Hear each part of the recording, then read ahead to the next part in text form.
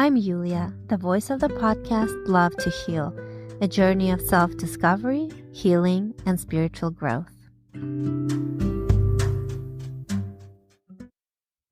Hello, and thank you for joining another episode of Love to Heal podcast. If you've been enjoying this content, the best way to show your support is by spreading the love. Share this podcast with your family and friends. You never know who might benefit from this information.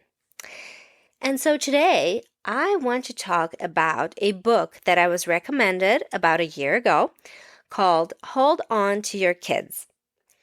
As a mother to two little ones and a stepmother to a teenager, I was immediately intrigued by the title because my husband and I were going through a tough transitional phase during which our teenager didn't seem to need us anymore. To be more precise, she started choosing her peers over family. And this, well, it hurt.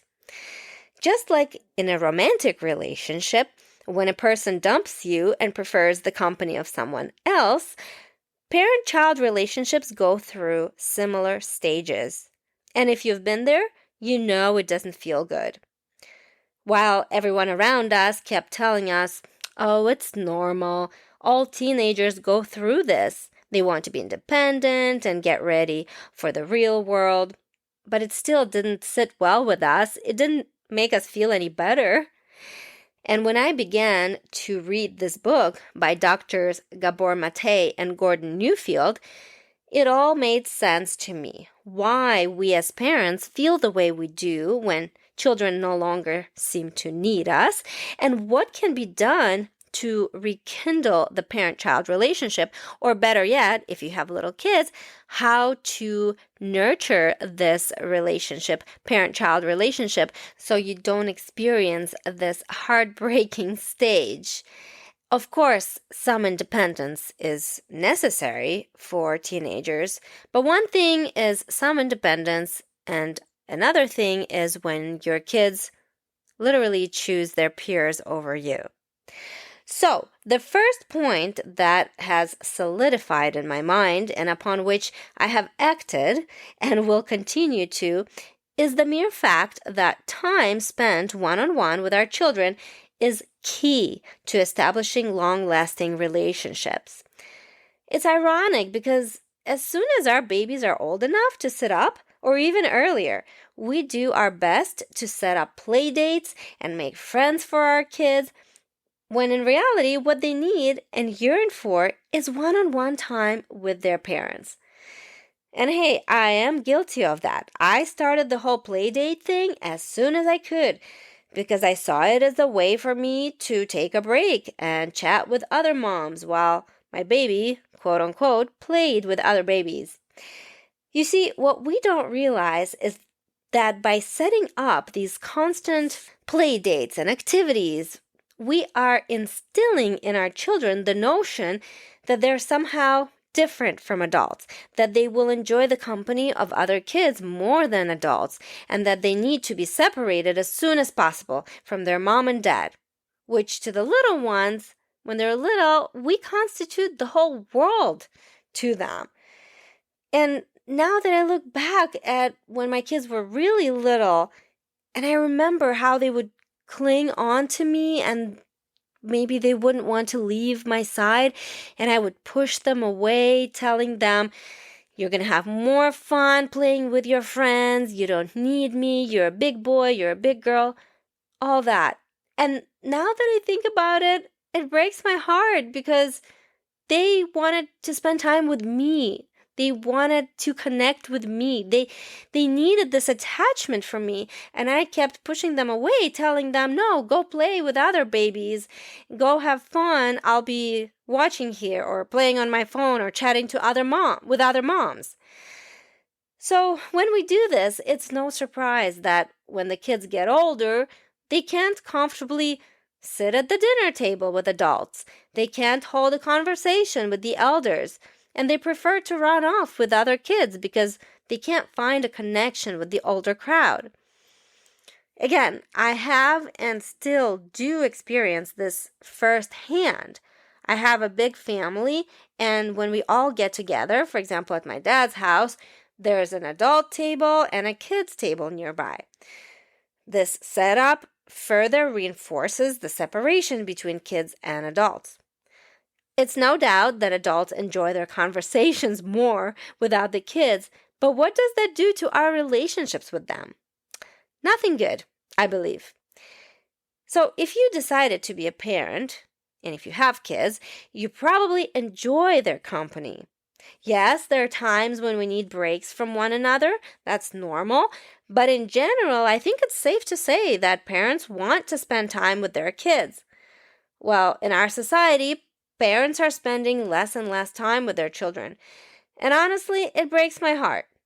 And perhaps this explains the surge in anxiety and other mental issues prevalent in today's youngest generations.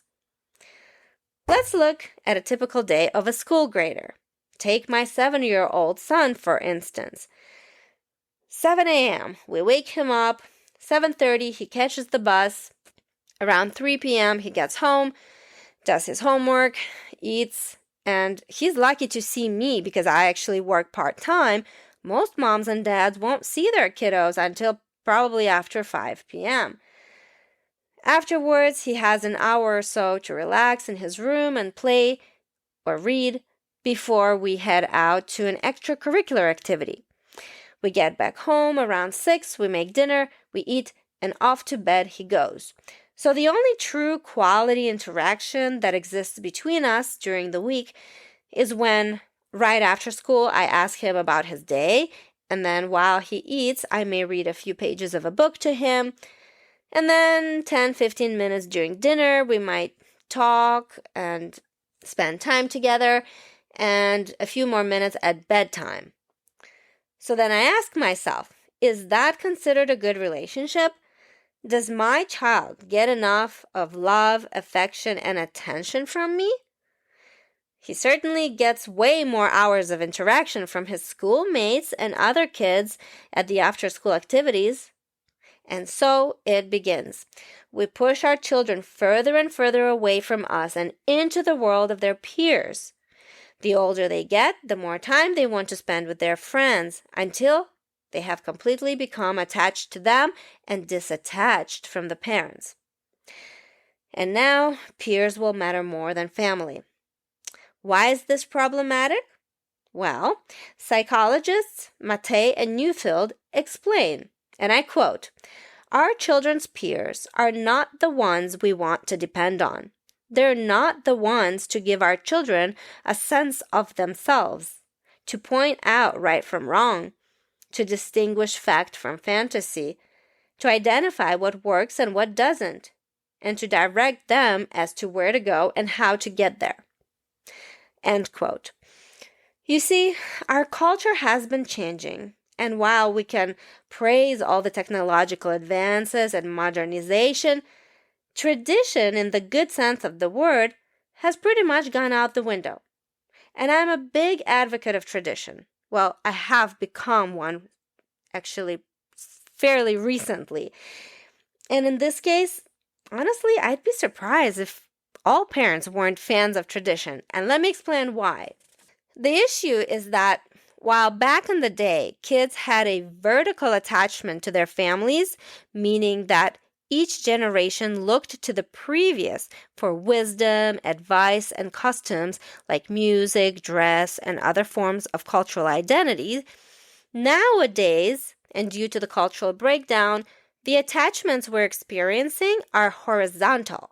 In other words, we look to our peers for advice, for tips on how to dress, what to read, what to watch, etc.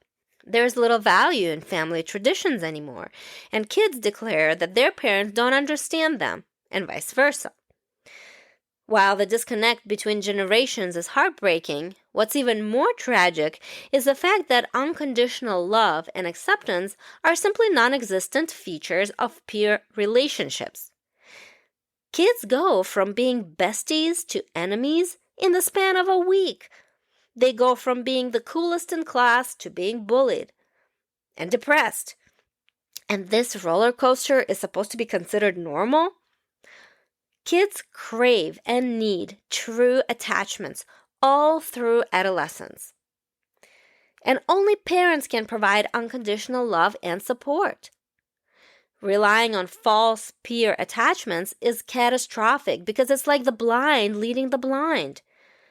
Kids don't know how to sacrifice for another, how to nurture. They don't know, just from lack of experience, what's best for them, and yet they're dictating to each other what to eat, what music to listen to, how to live in general. And don't even get me started on preteen and teen romantic relationships.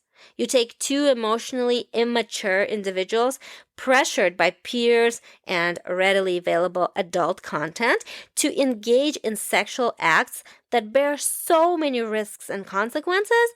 And what do you get? Well, you get a recipe for disaster.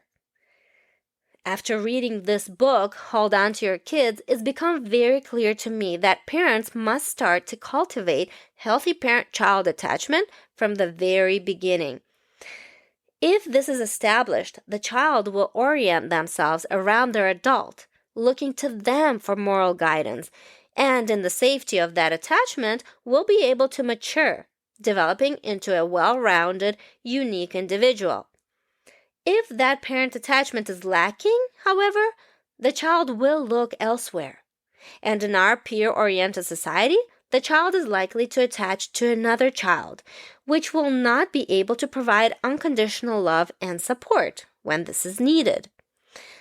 Furthermore, without that security of attachment, a child cannot be vulnerable or curious. They will not be able to fail and learn within a safe environment, and so they will not reach emotional maturation.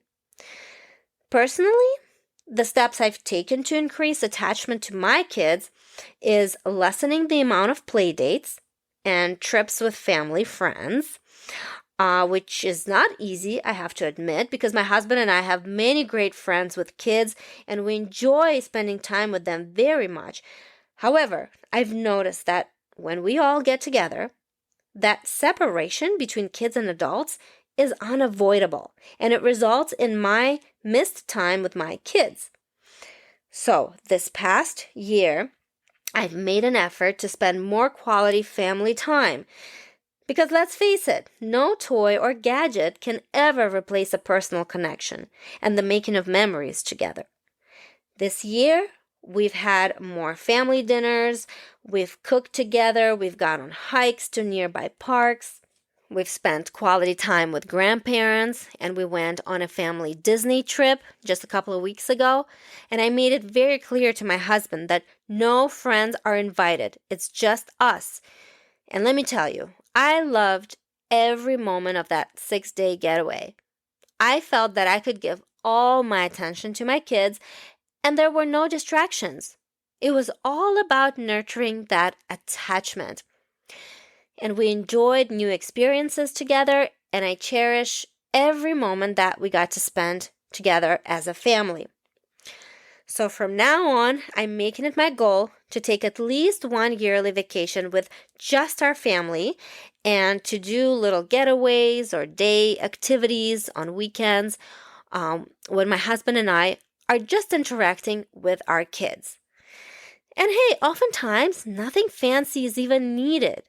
For example, kids inherently love to help out and be around adults because they want to be like us.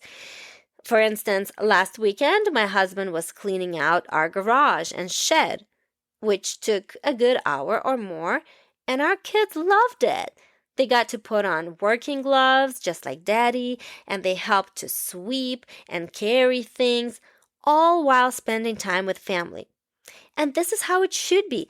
And in the end, they felt proud of the work they'd done, and they received our thanks and our praise, and they were happy, and we were happy too. Another point I'd like to bring up is the common bribing trap that parents fall into.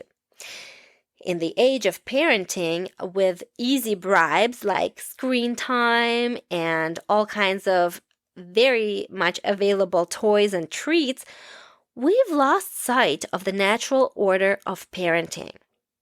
The only way to avoid this pitfall and dependency on bribing kids is to keep them attached, because then they draw naturally on what's called attachment conscience, which keeps kids within the boundaries set by parental expectations. It's interesting that in today's world, younger generations seem to respect the elderly less and less. And by respect, I don't mean just treating elders nicely. I'm sure they can still be kind and give up their seat on the bus for an older person. That's not what I mean. I'm referring to showing interest towards the past, toward history, taking the elders' advice seriously and into account. Personally, I grew up very close to my grandparents. They are all deceased now and have been for a while, but I think of them very often. They continue to be very dear to me, and they form a part of my persona. I remember spending lots of time with them, listening to their stories, admiring them, looking through my grandpa's medals from World War II, baking pies with my grandma, and learning from them about life. I even remember one of my grandmas on her deathbed. I would give her water on a spoon when she couldn't eat anymore. I was very close to my grandparents till they took their last breath. And honestly, I don't see this much nowadays, especially in the United States, where so many kids decide to move away to college and after college. And then there's nursing homes and senior homes. And I just feel like closeness in families is not as prevalent as it used to be. And this is another reason I have become an advocate of tradition, because I feel tradition provides that vertical structure of values, that wisdom and the lessons being passed down from our ancestors to us, rather than horizontally, getting all that information from peers. And now that I am a parent, I see how important it is to have a good relationship with family. Not only will family provide genuine advice, unconditional support and love, but also it will help to establish an identity, a sense of belonging that no one can take away. I'll never forget a phrase that someone told me years ago about family. They said, "Blood is thicker than water." And it's true. Family ties are more important than other relationships, and this needs to be made clear to our children from early on. I'm happy to no longer have to hide my Jewish heritage. On the contrary, I celebrate it now. I thank God that I live in a country where I don't need to hide my nationality and spiritual beliefs. And something that I appreciate about Judaism that I found to be so important recently, and I'm sure other religions provide the same, is the apparent honoring of the elderly. Judaism emphasizes the tradition that is handed down from generation to generation. Moreover, the Torah, the Jewish Bible, specifically instructs us to honor the elderly. Consider this. Humans are made up of two parts, physical and spiritual. The physical body allows the divine soul to develop and to fulfill its role in the world. By the time a person reaches old age, the body begins to wear down. This enables the spiritual part to exert itself to an even greater degree. Based on this notion, Judaism delineates the following stages in life. Age 30 is for peak physical strength, while age 80 is for peak spiritual strength. While in the secular world where physical strength and beauty is emphasized, a person at age 80 is pretty much regarded useless. But in the spiritual Jewish world, 80 is the prime time. And I want my kids to learn this, to see the value in tradition, to respect their parents, and then do the same with their kids. So, it is now my duty, I feel, to educate my kids on this matter. As we know, the best way to teach is by example. That's why now I make it a point to go to temple as a family. That allows us to spend time together and also gives them an example, a living example of what families do together and how we respect our traditions. We visit grandparents often. We include my kids at the adults' dinner table, and I schedule fewer play dates, much fewer play dates. And so, if you're a parent to a young child or children, you still have the chance to create a wonderful relationship with them that will last a lifetime. And I think we all agree that we want our kids to take care of us when we're older. We want them to listen to our advice, to reciprocate the feelings of love. So it all starts with attachment. And the biggest part of attachment is, of course, love, unconditional love. This is what we can give our kids and what our kids will hopefully give back to us. So good luck, and I will leave you today with a quote by author L.R. Knost, which hopefully will remind you that at the end of the day, it is love that heals all, including parent-child relationships. Enjoy, and until next time. Respond to your children with love in their worst moments, their broken moments, their angry moments, their selfish moments, their lonely moments, their frustrated moments, their inconvenient moments, because it is in their most unlovable human moments that they most need to feel loved.